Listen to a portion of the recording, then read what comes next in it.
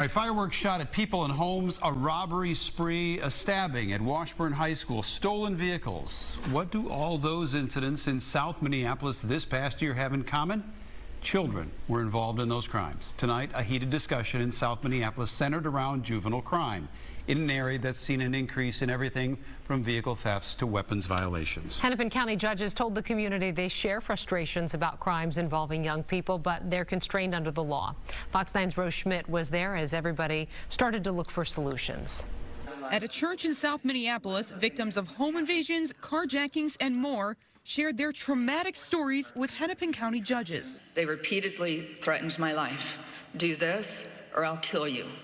Give me that or I'll kill you. Two young men with an AR-15 and a gun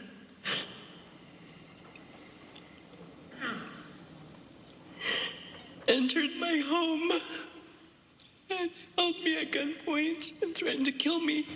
The listening panel was focused on juvenile crime, and several questions centered around repeat juvenile offenders. The issue is that no one could have predicted the consequences of the pandemic, especially as they related to juvenile crime. They will make those decisions with the options that they have now. They're going to make the best decision that they can, but they're asking for more options, more alternatives to have. Hennepin County's chief judge says he's frustrated too, and the judicial system is facing staffing shortages among other challenges. We're in a system with limited resources. It's in a crisis, and we have to be able to respond, but we can only respond with the resources that we have. The judges detailed 4 initiatives that they've started in recent weeks to help address the problems with juvenile crime.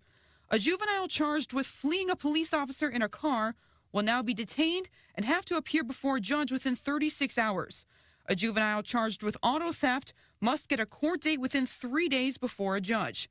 The county started a pretrial services program to help address the needs of that young person and their family.